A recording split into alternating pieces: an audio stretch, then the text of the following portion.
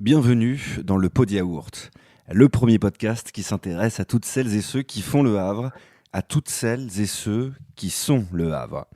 Le plus souvent possible, je vais recevoir à ce micro des artistes, des sportifs, des entrepreneurs, des créateurs de contenu, des cuisiniers, des écrivains, bref, tous ceux qui font briller notre chère et tendre ville et qui nous rendent chaque jour un peu plus fiers d'être havrais. On parlera de leurs histoires et on verra en quoi Le Havre a une place centrale et si particulière dans leur projet. Saison 2, épisode 3. Pour Paris, Le Havre est devenu hype. C'est une ville où on voyage, Le Havre c'est un bout du monde. Non, Le Havre n'est pas maudit. Je viens du Havre, moi, je viens de Cocrioville. Faire entendre à tout le monde que Le Havre était une belle et grande ville. Le Havre. Little Bob, c'est The King. Un havre de grâce. Je vais ramener la cage au Havre. Au Havre, les gens sont tous gentils. Ici, c'est Le Havre, en Normandie. Bonjour à tous et bienvenue dans ce nouvel épisode dans le Pod Yaourt. Aujourd'hui, je reçois un homme de la mer. Oui, un homme qui, malgré son jeune âge, a décidé de voguer au-delà de la Manche et même encore plus loin. Vous ne connaissez peut-être pas son prénom et pourtant, du haut de ses 22 ans, il a déjà pris part à la dernière Transat Jacques Vabre et s'apprête à prendre le départ de la prochaine. De la voile et toujours de la voile, un vrai pur souche qui tient bon la vague et tient bon le vent. Aujourd'hui, je suis très heureux de recevoir Timothée Paulet. Salut Timothée. Eh bien, bonjour à toutes et à tous. Merci d'être là aujourd'hui. On va parler bien sûr de voile avec toi. On en parlait déjà avant de commencer l'enregistrement. J'ai cru comprendre que tu étais en pleine prépa de la prochaine Transat Jacques Vabre là, qui démarre en octobre. Bah exactement, là ça se rapproche vite. Cette Transat Jacques Vabre, elle a un goût particulier cette année, on en reparlera, mais c'est quand même les 30 ans de l'événement. C'est un record de participation. Et ça s'annonce encore une magnifique course niveau sportif, donc on en reparlera, mais j'ai vraiment hâte d'être au départ le 29 octobre. En quoi ça consiste une préparation pour une transat aussi belle que la Transat Jacques Vabre? Et ben écoute, Jess, ce qu'il faut savoir, c'est que la Jacques Vabre, c'est quand même une course qui dure 15 à 20 jours en mer pour les classes 40. Et donc, la priorité, c'est la fiabilisation du bateau. Et donc, évidemment, il y a plein de trucs, c'est des bateaux qui font 12 mètres où il y a énormément d'efforts, chaque petite vis est importante en fin de compte, donc bien étanchéifier le bateau, bien avoir de l'électronique fiable, parce qu'on a le pilote automatique, on a l'énergie à bord, on a aussi les voiles, GPS, on a vraiment beaucoup de choses à gérer en avant-saison. Ensuite on a aussi travailler la vitesse du bateau, la météo. C'est toi et ton coéquipier qui supervisiez tout ça? Exactement. En fait, moi, j'ai vraiment le rôle de skipper. Skipper, c'est un métier un peu particulier puisqu'on gère autant la partie sportive du projet que la partie communication, que la partie avec les partenaires, les actions, les associations. Enfin voilà. Donc, moi, je gère vraiment l'entièreté du projet et après je suis effectivement aidé d'une équipe pour la partie com par exemple, d'un préparateur pour la préparation et la fiabilisation du bateau et avec Pierrick Le Touzet qui est mon co-skipper qui a 25 ans, qui vient de Cherbourg. C'est un peu moins bien que Le Havre parce que là-bas il pleut tous les jours contrairement à notre ville. Nos amis cherbourgeois apprécieront. C'est ça. Tu parlais de Pierrick, on va en parler bien sûr, puisque tu changes de coéquipier par rapport à la précédente Jacques Vabre. Tu me parlais de tout ce qu'il fallait pour préparer une transat comme la Jacques Vabre. Combien de personnes à peu près travaillent sur un bateau? Eh bien écoute, nous, là en classe 40, on peut avoir besoin juste d'un seul préparateur. Maintenant, il y a des équipes qui ont le double, voire le triple de notre budget, qui ont 2 préparateurs à l'année. Donc là, après, ça dépend du budget de chacun. Il y en a même qui n'ont pas de préparateur, mais là, ça devient quand même assez sportif de mener le projet. On ne peut pas tout faire. Donc moi, j'en ai un qui s'appelle Romain, qui travaille également sur un autre projet havrais qui est celui de Cédric Château, Sogestrancy Frigo. Donc on a vraiment aussi créé ces 2 projets ensemble pour pouvoir mutualiser tous ces aspects techniques. Donc tu vois, il y a une vraie cohérence aussi havraise dans nos 2 projets. On a même le projet de Renaud Courbon avec Universe, qui est le 3e projet havrais classe 40, avec qui on s'entraîne également. Donc on se regroupe entre classe 40 et on essaye de s'entraider sur toute la partie performance et technicité, préparation. Tu parles du préparateur, ça a l'air d'être un rôle important pour une course, pour la préparation d'un bateau. Quel est son job exactement au préparateur? Eh bien, notre préparateur s'appelle Romain. Alors des fois, on prend aussi d'autres préparateurs comme Gilles. Et donc lui, vraiment, c'est tout ce qui est accastillage, matelotage, c'est-à-dire les bouts qui peuvent être un peu abîmés, et ben on fait le choix ou pas selon où est-ce qu'il est situé, les efforts qu'il a de le changer immédiatement.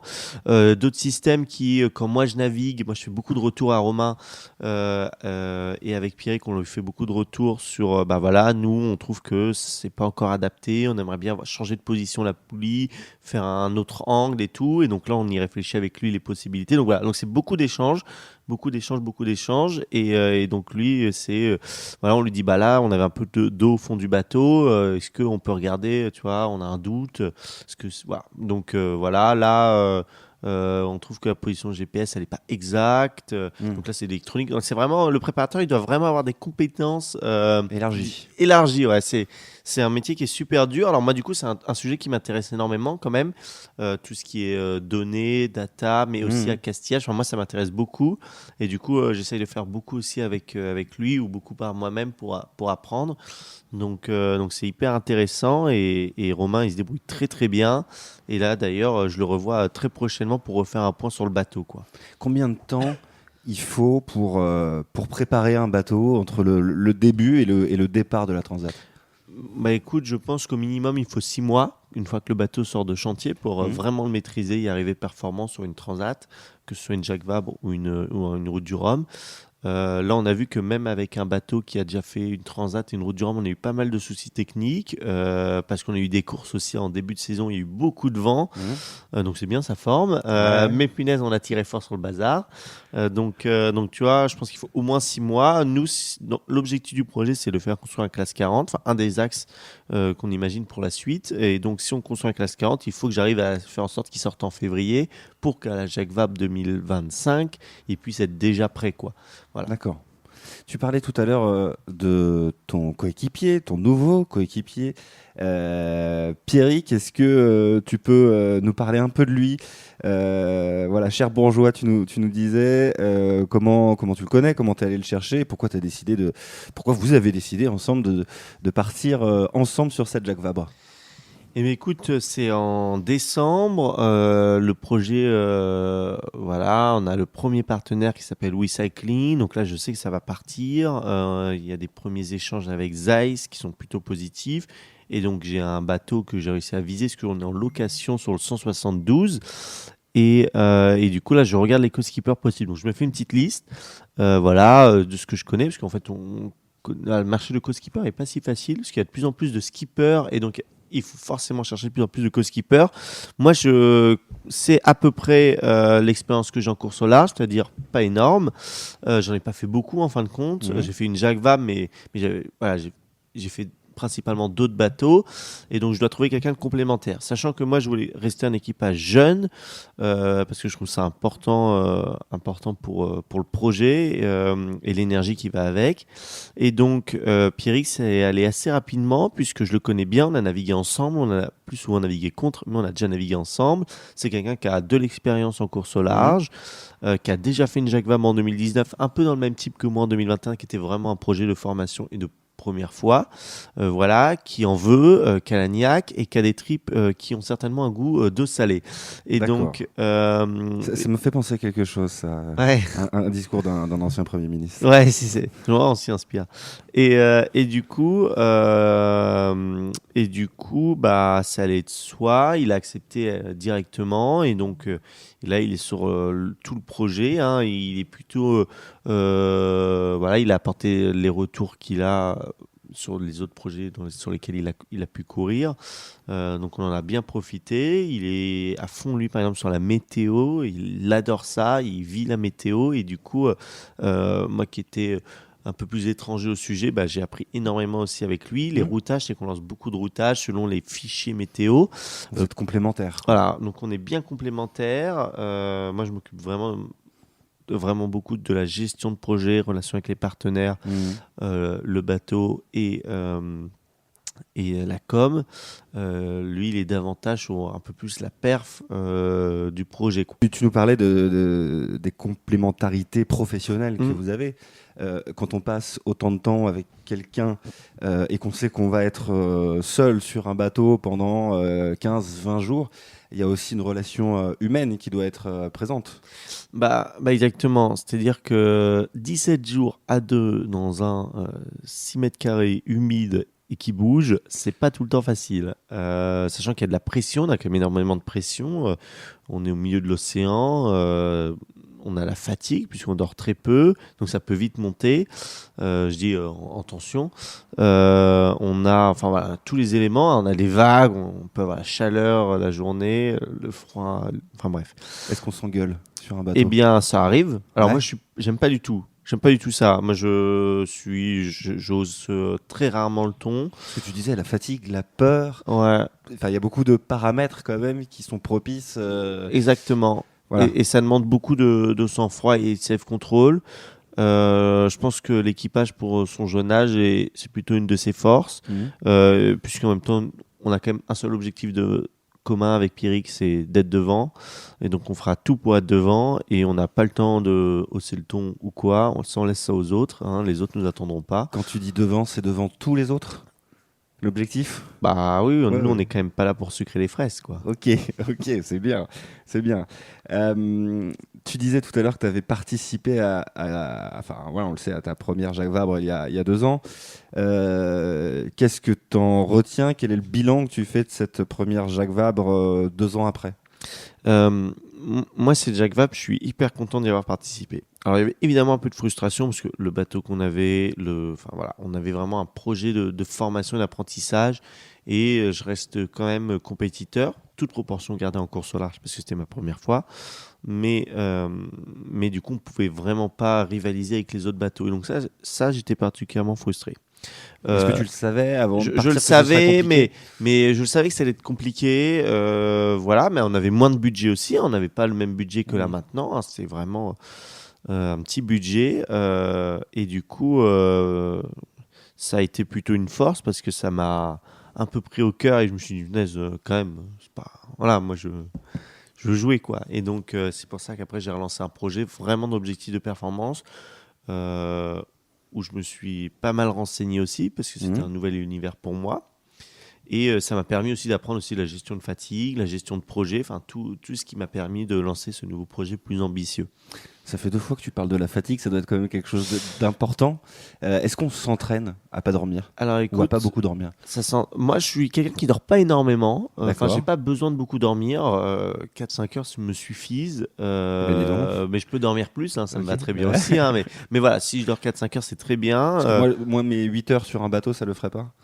Bah écoute, ce serait compliqué. Ça En serait fait, compliqué, ouais. en fait, tu peux pas dormir 8 heures. C'est-à-dire que déjà, le bateau, il s'arrête pas la nuit. Ouais. À 20 heures, tu dînes pas Oui. sur ta chaise. Tu jettes pas l'encre Non, tu voilà. jettes pas l'encre. Le bateau Ok. continue d'avancer, donc suivant la vitesse, c'est plus ou moins agréable parce qu'il rebondit. Bref. Et du coup, tu dors. En fait, ça dépend. Donc à 2, tu dors plus que tout seul, évidemment. Tu fais des quarts de 1 heure. Nous, avec Pierrick, on est en train de mettre des quarts de 1 heure. En 2021, j'avais essayé les quarts de 2 heures parce que c'est vrai que quand tu es au milieu de l'Atlantique, il y a moins de contact. Mais ça, on sait que les quarts de 2 heures, on y arrivera assez facilement. Des quarts de 1 heure, on a mis ça en place sur la regate d'avant-saison. Et en fin de compte, on se rend compte que sur des courses qui durent entre 3 et 5 jours, on dort en fait quasiment pas, quoi. Ouais. Parce qu'on a la pression, on a l'engouement du bazar, de la course, on est en contact avec les autres et donc on veut pas dormir. Et en fin de compte, globalement, ça se passe bien.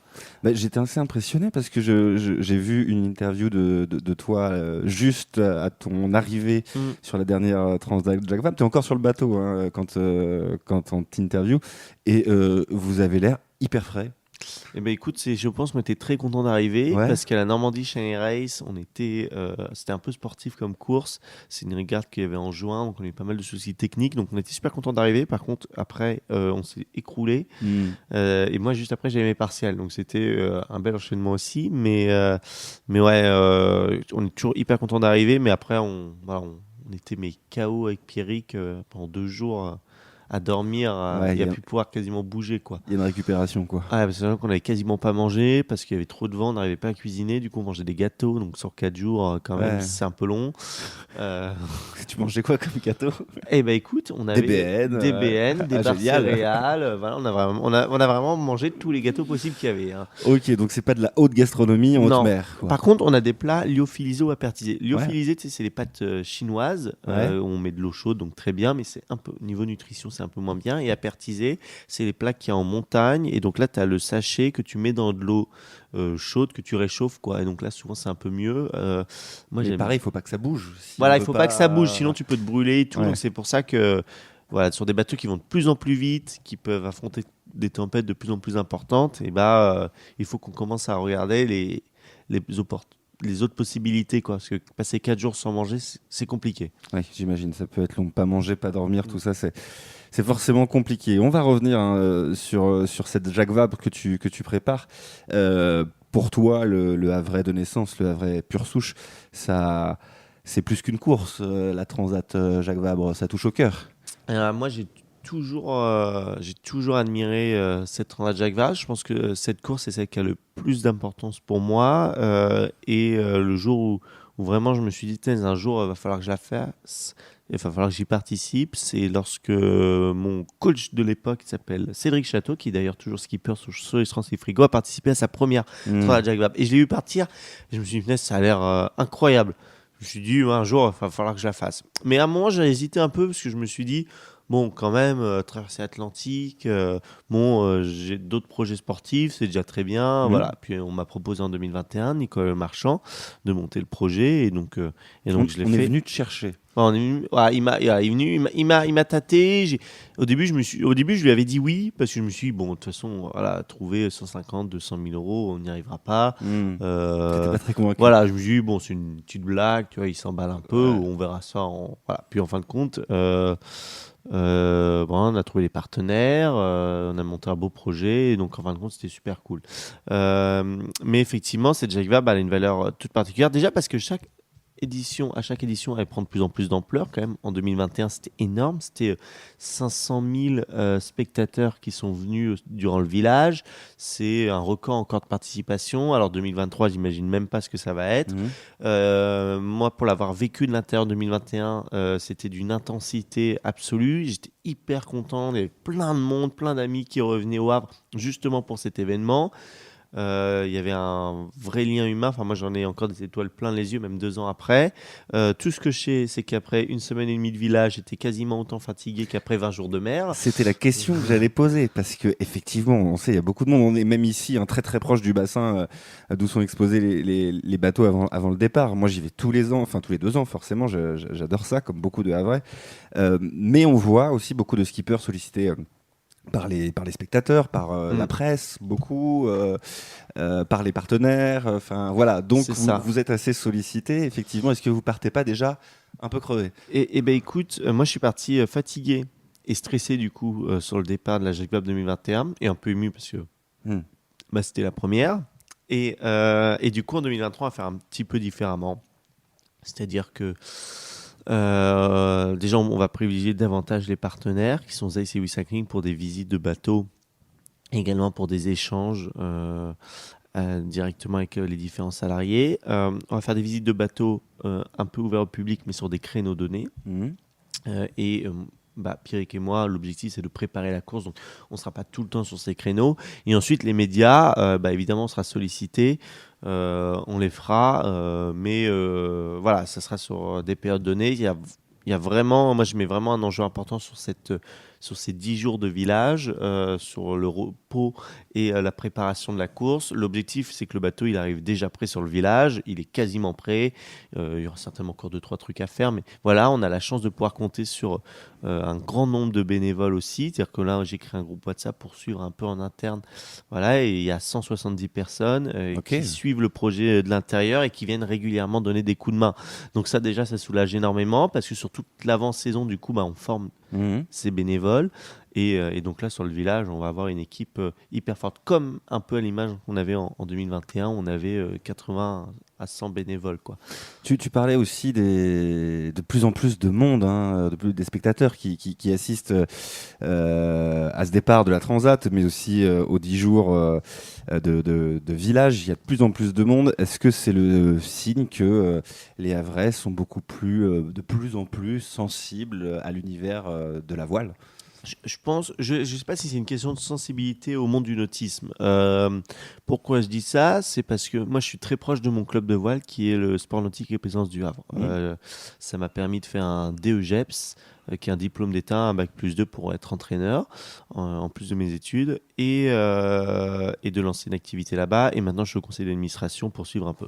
Bref, et tout ça pour dire que maintenant, j'ai accès aux chiffres, par exemple, de participation au stage d'été ou à l'année, et donc ça n'augmente pas. D'accord. C'est-à-dire qu'il n'y a pas de plus en plus de jeunes ou moins jeunes qui il n'y a pas font un du effet bateau. transat Voilà, il y sur a les pas un effet inscriptions. Ce que je pense par contre, c'est que la Transat Jacques Vabre, c'est de plus en plus un événement populaire et médiatique, parce que les bateaux sont de plus en plus impressionnants, parce que les skippers arrivent davantage à partager ce que c'est la solitude d'une Transat, d'un Vendée Globe, et donc ça marque, et parce que... Et on peut bouffer du steak gratuit chez Charal. Voilà, et qu'on peut ouvrir du steak gratuit et du café à volonté. Voilà, et du café à volonté. Voilà, et qu'en plus, il y a jamais eu autant d'équipages à vrai quand même qui participent, et donc je pense aussi que ça ramène un petit peu de monde. Enfin, on est tous, j'espère qu'on est tous contents de suivre les bateaux à vrai, que ce soit Charlie Dalin ou Céric Chateau, Renaud Courbon ou le projet Teams Ice Recycling.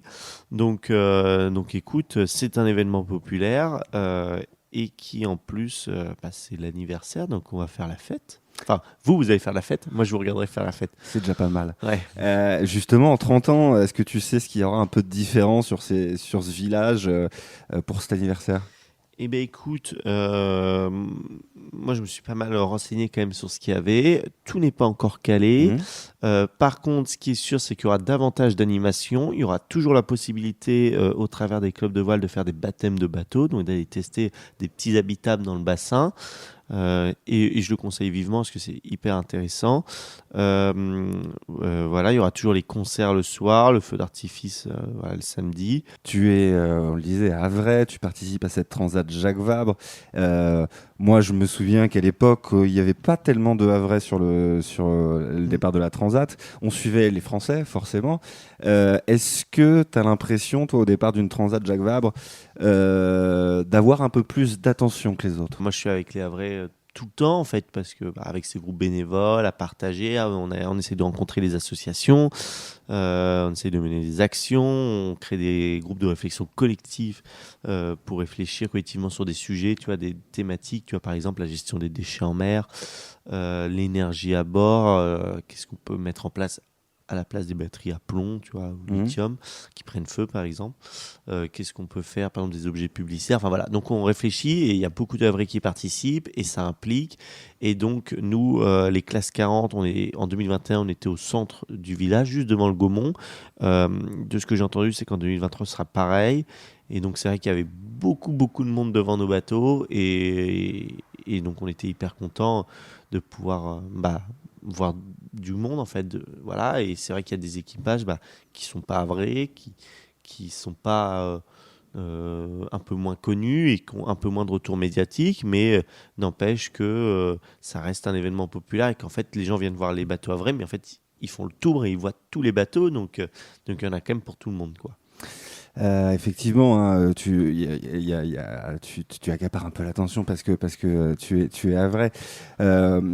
On parlait tout à l'heure qu'il n'y avait pas forcément d'impact de la Transat sur le sport nautique au Havre. C'est toi qui disais ça. Est-ce que tu sens malgré tout que le Havre est une ville de sport nautique ?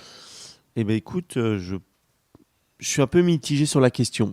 Et pourtant, j'aime beaucoup ma ville. Je trouve que il y a des projets superbes. Autant sur le nautisme, je trouve qu'on ne s'est pas développé autant que ça aurait pu. Notamment pourquoi ? Parce que là, on est 3 projets classe 40 à l'année. On n'a toujours pas... Tu vois, il y a peu de professionnels au Havre. C'est-à-dire que je suis obligé d'aller à Cherbourg quasiment pour faire de l'électronique, réparer le moteur, faire de l'accastillage. Donc ça, moi, ça me gonfle un peu parce que Cherbourg d'y aller, c'est très bien. Hein, C'est long. Voilà, mais bon, mon projet est Havrais avant tout. Ouais. Donc là, même s'il a pris une dimension normande avec Pierrick, ça reste un projet Havrais. C'est bien de le souligner comme ça, Ouais, et de le surligner. Je l'écris, quoi. Ouais, c'est bien. Mais du coup, on a peu de professionnels. On a une zone qui est en train de se développer, mais qui ne se développe pas aussi vite. Alors, il y a beaucoup d'échanges, de discussions, de projets, mais ça n'avance pas très vite non plus. Peut-être qu'il y aura des annonces pendant la Jacques Vabre, mais pour l'instant, je ne sais pas. En plus, moi, j'aime bien voir loin. Et donc, je me dis que le projet, j'ai envie qu'il prenne davantage d'ampleur. Et donc, moi, j'aurais besoin de créer une structure un peu comme Lorient. Lorient, ils sont très développés en course au large. C'est d'ailleurs les meilleurs au monde. Donc, je pense qu'il faut s'y inspirer. Le modèle n'est pas très compliqué en plus. On l'a déjà commencé au Havre. Je comprends qu'il y ait des réticences, d'un peu de peur, mais ça c'est juste pour la partie course au large. Ouais. Maintenant pour les clubs de voile. Les clubs de voile, quand même, leur structure, elle n'est pas toute jeune. Elle date de juste l'après-guerre. Effectivement, 80 Et donc, ans. voilà. Comment ça fait Voilà, c'est l'âge de nos grands-parents. Le modèle associatif, parce que c'est des associations, est hyper compliqué en ce moment parce qu'il y a une baisse des subventions publiques. Ce que je comprends avec la crise énergétique, voilà. Le budget n'est pas extensible des villes, départements et régions. Et du coup, ils ont du mal. Enfin, ils sont passés plutôt dans un mode survie, quoi. Et donc, en fait, les bateaux sont vieillissants. Le métier attire moins parce qu'évidemment, tu ne peux pas payer comme dans une ville dans le sud. Et donc, je trouve que ça perd de l'attractivité. Donc je ne pense pas qu'on se dirige vers une bonne direction sur le nautisme havrais, que ce soit pour les clubs de voile ou pour nous, la course au large. Après, c'est toujours facile de dire ça. Moi, j'ai la chance d'avoir du privé qui investit dans mes aventures. Peut-être qu'il faut davantage se rediriger vers ça pour les clubs. Je sais que la mairie est quand même attentive à toute proposition. Mais voilà, il faut que ça avance. Il faut que ça avance un peu plus vite que rester statique. Mais je suis sûr que... Est-ce que c'est un message à la mairie ? Pas forcément que à la mairie, parce que c'est pas les seuls acteurs. La mairie en fait partie. La mairie est très investie, par exemple, dans la Transat Jacques Vabre, quand même, parce que c'est le partenaire principal, et avec la région Normandie. Mais qu'à un moment, sur Antoine Ruffnac, par exemple, il y a eu l'achat pour la Société des Régates du Havre de 10 ou 12 J80, ce qui permet encore de faire fonctionner le club. Ça a été un investissement énorme. Sous Antoine Ruffnac, il y a eu le lancement et la fusion du SNPH avec d'autres clubs de voile. Moi, je suis même... il y a 3 clubs de voile au Havre, quand même, 3. Peut-être qu'il va falloir à un moment penser à une fusion des 3 clubs. Ça commence à se faire. Dans les clubs de voile, ça s'est fait à La Rochelle, ça s'est fait à Brest, ça s'appelle Brest Nautisme. À La Rochelle, ça s'appelle je crois que c'est La Rochelle Nautisme d'ailleurs. Voilà, peut-être qu'on pourrait s'appeler le Hack Voile. Le Hack Voile. Mais bon, le problème, c'est qu'on a SRH qui est le plus vieux club français quand même, donc c'est dommage de perdre cette identité, tu vois, de plus vieux club de voile français. Mais voilà, à un moment, je pense qu'il va falloir y penser pour créer une super structure qui soit hyper compétitif. Même si on a des clubs, on forme des sportifs de dingue. Je comprends qu'on communique moins là-dessus, mais on a Louise Acker, qui est une sportive du SNPH, qui est multiple championne du monde. Je pense qu'il y a peu de personnes qui, malheureusement, la connaissent. On a Charlie Dalin, voilà, il est connu. On a Guillaume Pirouel, qui est skipper de la région Normandie, qui est du SNPH aussi. On a Jérémy Mion du Havre. On a vraiment beaucoup de coureurs. On a des jeunes qui sont en formation aussi. Il y a du potentiel. Il y a du potentiel. C'est l'un des plus gros viviers de France sur le domaine sportif. Mais pas assez exploité selon toi. Alors, je pense que ça peut être davantage exploité. Après, ça marche déjà bien comme ça, mais j'alerte quand même sur le fait que ce soit un peu du mode survie et que c'est pas viable sur la durée. Il y a une étape à franchir. Il y a une étape à franchir, mais que je comprends qu'il y ait d'autres priorités. Le Havre, tu vois, c'est une ville qui se développe énormément dans le domaine artistique. On a des œuvres de plus en plus. Et il y a des enjeux pour la ville du Havre, notamment avec Aropa. qui est quand même une super puissance et une super opportunité pour notre ville. Mais tu vois, par exemple, toi, je pense à Aropa, mais peut-être qu'il pourrait y avoir davantage de liens entre Aropa et les clubs de voile. Ça reste quand même dans le monde du nautisme.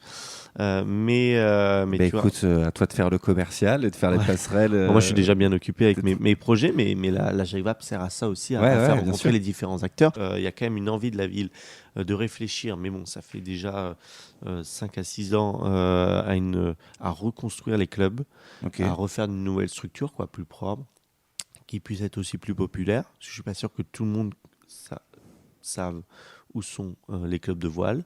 Je suis le premier à ne pas savoir. Donc, j'imagine pas très loin de la mer. Voilà. Après, c'est aussi le job des clubs de faire en sorte qu'ils soient mieux connus. Et voilà, mais effectivement, quand on n'a pas de budget, quand on est à zéro à la fin de l'année, c'est compliqué d'investir dans la com. Donc. Mais bon, en tout cas, moi, je conseille à tous les Havrais d'aller au moins tester une fois le bateau, parce que ce qui est assez incroyable, même dans le nautisme, c'est qu'il y a bien plus de personnes qui ont suivi Thomas Pesquet et ce qui se passe dans l'espace que de personnes qui ont suivi des skippers qui traversent l'Atlantique, alors que la mer est plus proche de nous que de l'espace. En tout cas, au Havre, on suit forcément ce qui se passe, au moins pendant les grandes courses, c'est sûr. Et les sportifs qu'on admire. Je voulais qu'on parle aussi de ton autre vie, celle d'étudiant. Voilà, tu es jeune, tu fais des études. Tu me disais tout à l'heure que tu étais sorti d'un IUT TC que tu avais fait à Coquery, et aujourd'hui tu es en école de management. C'est ça, je suis en école de commerce. En commerce, ouais. Alors donc moi j'ai fait toute ma scolarité au Havre. J'étais au lycée Claude Monet. Également. Voilà, en sport-études voile. Donc par exemple, on pouvait s'entraîner mercredi après-midi, jeudi après-midi, vendredi après-midi, samedi, dimanche, ce qui faisait 5 jours d'entraînement. C'était vraiment superbe. Donc on a été libérés en gros le jeudi, vendredi après-midi. Donc c'était vraiment une super opportunité que nous avait offert le lycée Claude Monet. Je crois que Saint-Joseph le fait également, et ça continue même maintenant pour les jeunes. Ensuite, j'ai décidé de faire une IUT technique de commercialisation, malgré un bac scientifique. J'hésitais entre plein de domaines, mais moi j'aime vraiment la partie commerciale, créer des projets. Il y a un rapport aussi forcément avec ton métier. Tout ça, j'imagine, était quand même bien étudié. Complètement. Je savais quand même qu'à un moment, j'allais vouloir lancer des projets plus importants. Et donc, pour lancer des projets plus importants, il faut quand même savoir ce que c'est de monter un projet, créer un business plan, créer un plan de communication. Être convaincant dans ses idées, quoi. Donc Tech Deco, écoute, c'était vraiment superbe. Moi, j'ai vraiment bien aimé. Et ensuite, pour la suite, je voulais davantage me consacrer à la voile. Et donc, l'opportunité, et c'est l'une des seules qui était possible, c'est Grenoble École de Management. Du coup, moi, j'ai cours entièrement en visio. Ouais, parce que j'allais dire, à Grenoble, la mer, c'est compliqué. Voilà, c'est très sympa d'y aller, une fois par an suffit. Ouais. Mais c'est une école qui est vraiment superbe, qui me permet de naviguer énormément. Du coup, moi, j'ai cours en visio. Donc, par exemple, c'est soit tôt le matin, le midi, et plutôt en soir, comme ça me permet la journée de m'entraîner, ou quand j'étais en stage, de faire mon stage la journée. Donc ça fait des journées quand même un peu chargées. Mais n'empêche que les cours sont obligatoires, mais si on ne peut pas y aller, ils le comprennent. Moi, ils ont compris, par exemple, que sur la Jacques Vabre, je n'allais pas être là pendant un mois, mais que les 2 semaines d'avant et les 2 semaines d'après, j'étais peut-être physiquement présent, mais que je n'allais pas pouvoir attraper. Et ça pose pas de problème? Eh bien, ça ne pose pas de problème tant que le travail est bien fait. Ok. Voilà, sachant que nous, on étale vraiment l'année, les études. Par exemple, moi, je vais valider enfin ma L3 en mars. C'est-à-dire que je vais passer en M1 en avril. Donc, tu vois, vraiment, l'année, elle est un peu particulière aussi, quoi. Donc ça se passe. Après, tu vois, moi j'ai la chance à travers mes projets sportifs d'avoir acquis un peu d'expérience et de connaissances sur un peu la partie commerciale. Donc c'est vraiment top. Et ça fait faire beaucoup de rencontres et ça ouvre pas mal l'esprit sur les... Tu vois, nous en voile par exemple, ça se voit à mon physique de crevette, que le physique c'est pas la partie la plus importante, mais tu vois, quand je compare avec un marathonien ou même du hockey sur glace qui eux sont à la salle ou à la préparation tous les jours, et je me suis dit, sur l'alimentation, alors que moi c'est moins grave, même si je fais attention, voilà. Donc ça permet de voir un peu aussi l'investissement. Or, là où moi par exemple j'ai vraiment la gestion de projet qui eux, quand ils sont en club, n'ont pas du tout, quoi. Effectivement, c'est intéressant, tu dis que c'était étudié, hein, forcément, de vouloir acquérir certaines compétences pour les mettre en œuvre dans tes projets perso. Avant qu'on lance l'enregistrement, tu me parlais d'un autre aspect très très important de ton milieu, la recherche de partenaires.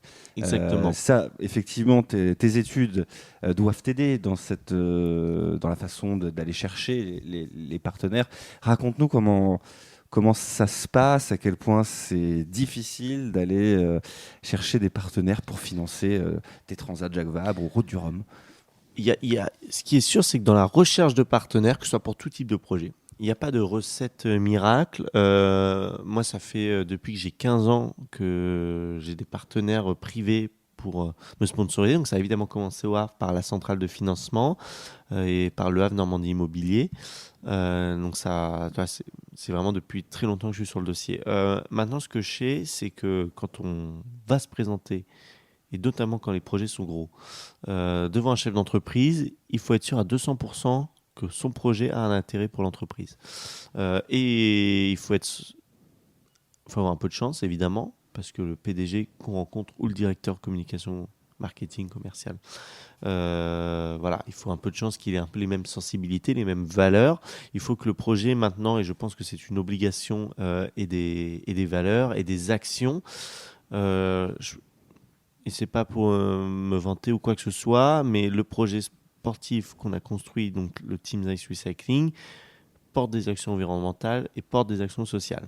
Et donc évidemment, quand je présente les actions hypothétiques qu'on va mener aux entreprises, direct, c'est plus qu'un simple projet sportif.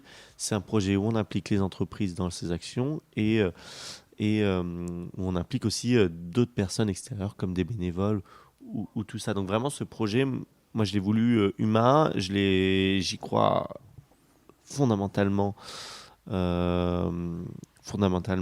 dans sa réussite et je crois véritablement dans son impact.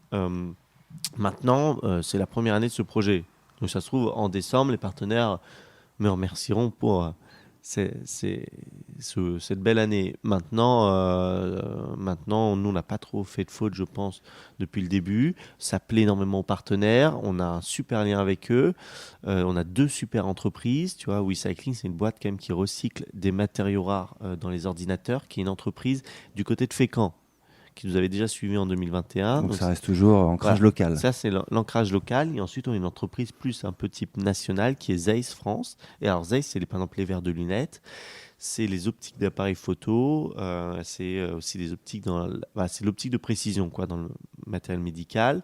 Donc, là, c'est la partie France, mais il y a Zeiss Monde qui est en Allemagne. Zeiss France, c'est un peu plus de 800 collaborateurs. C'est un travail avec les opticiens et les différents services partout en France. Et c'est une très belle boîte qui est très humaine et qui a déjà un passé lié au nautisme, puisqu'ils avaient organisé une régate. Voilà. Donc, tu vois. Et le PDG, qui est Nicolas Serriès, a fait par exemple Grenoble École de Management. D'accord. Alors, comme toi. J'étais pas encore né. Ouais. Ah. Mais vous n'êtes pas croisés à l'école. On s'est pas croisés, alors. Mais voilà. Et tu vois, Serge Kimbel, qui est le PDG de WeCycling, par exemple, ses filles font du bateau. Tu vois, donc. Et puis, on a réuni par exemple les 2 PDG, on a déjeuné ensemble, on a fait des séances. Enfin, ça se passe hyper bien. C'est jamais facile, il y a toujours un peu de pression quand on crée un projet, quand on va le vendre. Et justement, à propos de ça, je rebondis sur ce que tu disais à l'instant, puisque tu disais que dans ce projet-là, cette année, tu avais une envie d'inclure un projet écologique, un projet social. Concrètement, qu'est-ce que tu vas faire, que ce soit pour l'écologie et sur l'aspect social? Complètement. Alors déjà, ce qu'il faut savoir sur la partie environnementale, c'est qu'il faut quand même le prendre avec des pincettes. C'est-à-dire que nous, c'est quand même des petites actions. On ne va pas changer la face du monde. Oui, bien sûr. Si on veut changer la face du monde, il faut aller voir la Chine, le Brésil, les États-Unis. Mais par contre... au moins, tu voulais donner du sens. Voilà, nous, on veut donner du sens voilà. sur tout ça. Et donc, on a des actions possibles, notamment sur l'énergie à bord. On a des batteries en plomb et qui prennent feu. Ouais. Et ce que j'ai appris il n'y a pas longtemps, c'est que, par exemple, ce sont des batteries de caravane. qu'on a dans le bateau. C'est quand même un comble qu'on ait ça dans le bateau. Est-ce que c'est recyclé d'anciennes caravanes ou... Non, c'est pas recyclé. Ouais, Bah non, okay. évidemment. C'est Mais non, tu peux pas le plomb. Ok, Non, oui, c'est vrai. C'est pas drôle sinon. Ouais. Donc voilà, donc tu vois, il y a quand même un gros travail. Alors moi, je suis sur un bateau de location, donc je peux pas tout changer, je peux pas faire ce que je veux. Par contre, je peux apprendre. Je peux apprendre. Tu vois, moi, de ce que j'ai vu en 2021, tu me demandais ce que j'avais vu en 2021, c'est par exemple la gestion des déchets. Punaise, on a un nombre de sachets de nourriture qu'on jette et qu'on mélange un peu avec tout. Du plastique. Voilà, de plastique et tout, c'est quand même hyper embêtant. Rien n'est recyclé. Là, j'ai vu sur le début de saison, tu vois, donc là, j'ai commandé des voiles neuves. Les anciennes voiles ne m'appartiennent pas. Qu'est-ce qu'on en fait, sachant qu'on utilise quand même une peinture. Et là, moi, j'ai commencé à m'enseigner sur le sujet, sur le flocage. La peinture des voiles est hyper toxique et le flocage du bateau pour être plus environnemental. Et en plus, on utilise de l'anti-fouling sous le bateau. Je pense que, en fait, il y a des actions qui sont possibles parce qu'on peut s'inspirer d'autres classes. Et du coup, ce qu'il faut, c'est que les trois acteurs changent. C'est les skippers, les classes, donc la classe 40, et les organisations. Tu vas voir sur une Transat Jacques Vabre, et c'est pas du tout pour critiquer, mais tu vois, tous les objets publicitaires Transat Jacques Vabre 2023, et ben à la fin, c'est poubelle, quoi. Ouais. Alors, potentiellement maintenant poubelle recyclée, mais voilà. Tu vois, là... on ne va pas les réutiliser, ça c'est sûr. C'est ça. Nous, sur tous les choix de tenue, on a fait le choix d'avoir du Made in France. Alors par contre, ça impacte le budget. En fait, ce qui est compliqué dans le monde du sportif, c'est qu'on a un curseur entre ambition environnementale et ambition sportive. Et donc évidemment, quand on a une ambition environnementale, par exemple dans la construction d'un bateau, et les matériaux qu'on utilise, ils sont plus lourds ou moins résistants. Ce qui pose un sacré problème sur la durée de vie d'un bateau. Sauf que maintenant, des bateaux performance, on a une durée de vie de 4 ans, quoi. D'accord. Et après, ils sont plus performants. Il y a tellement d'innovation, il y a tellement de recherche et développement que en fait, les vrais bateaux qui sont neufs sortent 3 mois avant la Jacques Vabre. Et eux vont être plus performants. Nous, on a un bateau quand même qui est sorti en 2021, qui est quand même fait partie des bateaux récents. Là, depuis 2 ans, tous les bateaux qui sont sortis sont d'une performance inégalable. Donc c'est un sacré choc quand même quand on s'en rend compte. Et donc ça, par exemple, ça c'est un vrai sujet. C'est quand je vais faire construire, quels matériaux j'utilise, C'est important pour toi de tout réfléchir, de tout bien penser. Moi, cette année, elle sert vraiment d'année de réflexion. Alors évidemment, il y a des actions, tu vois, comme je te l'ai dit sur les 3 thématiques. Mais c'est vraiment une année de réflexion parce que j'ai besoin de savoir où est-ce que je m'envoie, où est-ce qu'on va, où est-ce que le projet va. Est-ce que c'est vraiment possible d'avoir une ambition environnementale dans le monde sportif ? Je pense qu'on a des actions qui sont mises en place. Voilà, donc nous on fait très attention à tout ça. Pour la partie sociale, en 2021, on a soutenu l'association Entraide Marine, qui est une association qui soutient les familles des marins décédés en mer, quoi. Donc nous, c'est une association avec Nicolas qui nous tenait particulièrement à cœur. Voilà, et là en 2023, moi je voulais pas soutenir qu'une seule association. D'accord. Déjà parce qu'il y a des sujets sur lesquels je suis plus ou moins à l'aise. Par exemple, Bouchon 976, qui est une association régionale qui soutient les personnes handicapées. Donc c'est hyper simple. Tu donnes des bouchons, c'est gratuit. Tu mets des bouchons dans un bac et hop, nous on s'occupe de des bouchons de plastique. Ouais, des bouchons de plastique, donc de bouteilles. Je me souviens, on faisait ça à l'école. C'est ça. Tout le monde connaît, mais moins de personnes le font, et donc c'est hyper bien, parce qu'en fait, tu as juste à mettre les bouchons, on va mettre un bac pendant la Jacques Vabre pour attraper tous ces bouchons, tu vois. Et donc, ces bouchons sont envoyés à une entreprise qui les achète, et donc ça crée du financement pour ensuite les redistribuer à des personnes qui sont dans le besoin, quoi. Et donc, moi, j'étais beaucoup en contact de ces personnes qui sont handicapées, ça m'a énormément touché, et donc, c'est trop bien, et puis c'est gratuit, donc, tu vois, ça fait partie de l'association. On est en train de voir aussi avec une association à Brest qui s'appelle Maison du Monde, créée par Oumoun Yang-Fouquet, qui est notamment pour la scolarité des jeunes dans les quartiers défavorisés. Timothée, on arrive presque à la fin de notre conversation. Il y a encore un sujet que j'aurais aimé évoquer avec toi avant qu'on arrête. La route du Rhum. Tu envisages de participer à la prochaine route du Rhum en 2026. Autre course, cette fois en solitaire. Raconte-nous tout ça. Écoute, ce projet, je l'ai réfléchi pour réussir la route du Rhum 2026. Parce que déjà, ça commence par cette année où je continue d'apprendre et de me former. 2024, il y aura ma première course. Alors, ce programme, je ne l'ai pas encore présenté aux partenaires. Donc, je vais vous le dire en exclu. Allez, c'est parti. fonce. Déjà, j'ai plein d'idées, moi, pour la suite, parce que je trouve que vraiment la voile, c'est un vecteur magnifique pour les entreprises et pour les actions sociales et environnementales, évidemment. Et donc, il y a vraiment plein de possibilités. Mais je vais en parler que d'une seule pour l'instant. C'est cette route du Rhum en classe 40. En 2024, il y a une course qui s'appelle la Transat CIC, qui est une course hyper mythique dans le monde du nautisme, puisque c'est celle qui a éveillé Éric Tabarly aux yeux du monde. C'est une Transat qui part initialement de Brest, donc là elle partira de Lorient en solitaire et qui va jusqu'à New York au mois d'avril.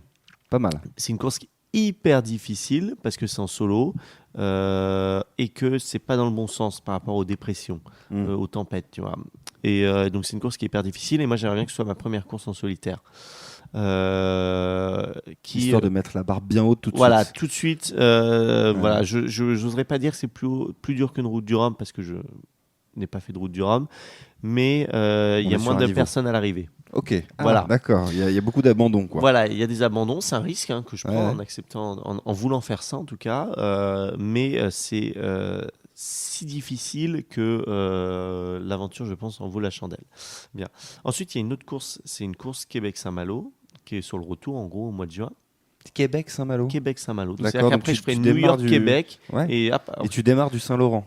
C'est ça. Incroyable. Donc, ça va être incroyable. Donc, voilà le programme un peu de 2024. Évidemment, il y a d'autres courses. Voilà. Ensuite, 2025, on se retrouve sur une Jacques Vabre, sachant qu'en 2024, si ça part sur cet axe-là, il y a la volonté de construire un classe 40. D'accord. Donc, ça lancerait la construction, il faut 1 an. C'est-à-dire que la construction, il faut que je m'y attaque très fort au mois de janvier, pour que je l'ai en janvier d'après. Pour l'avoir, justement, les 6 fameux mois de préparation qui sont hyper importants. Et pas avoir trop de pauses. Voilà. Et donc, donc 2025, j'aimerais bien que l'arrivée du bateau se fasse en février-mars. Voilà. Et donc là, ça reprépara une Jacques Vabre. Avec tout le programme un peu comme cette année. Et 2026, c'est la route du Rhum. Ah oui, pardon. Voilà. T'en es quoi 2023, donc sur 2025. 2025, voilà, la Jacques Vabre avec le bateau neuf. Et 2026, la route du Rhum. Voilà. Et donc, ensuite, pour ce qui est par la suite, on a du temps. Ça fait déjà quand même 3 ans de projet. Voilà. Mais ça fait partie quand même. Voilà. Et avec le programme qu'il y a, avec les partenaires qu'on a et avec les ressources qu'on a au sein du projet, je pense qu'on est capable de mener ces 3 à 4 années de projet voilà, vraiment top. On a des résultats, par exemple, en communication qui des fois dépassent des projets Vendée Globe. En performance, on est encore en train de se caler. Ce projet de nouveau bateau est hyper important pour le côté performance, quoi. Enfin, là, j'ai vu quand même en 2 ans les évolutions. Ce bateau sortirait 1 an et demi avant le route du Rhum, du coup, en gros. 1 an et demi, 1 an 3 quarts. Donc, il sera encore performant pour la route du Rhum. Donc, et il aura profité de 4 ans d'expérience. Et en plus, je choperai plutôt un bon créneau. Enfin bref, les étoiles s'alignent. Ouais, très bien. Puis plein de projets, plein la tête. Au moins pour les 3 prochaines années, tu vas être très, très occupé. En restant au Havre. Dernière question, mon cher Timothée. Je ne sais pas si tu as écouté un épisode jusqu'au bout, mais il y a une petite tradition dans ce podcast. C'est la dernière question. Tu peux y répondre comme tu veux, une phrase, une envolée lyrique, tu fais ce que tu veux. Et cette question, c'est celle-ci pour toi, le Havre. Ça représente quoi ? Toujours plus haut, toujours plus fort, toujours plus loin. Eh ben on va s'arrêter là-dessus. C'était pas mal. C'était pas mal. Merci Timothée Paulet d'avoir été avec nous dans le Pot de Yaourt. Et quant à nous, on se retrouve très très bientôt pour un nouvel épisode. Merci et à bientôt. Ciao. Vite.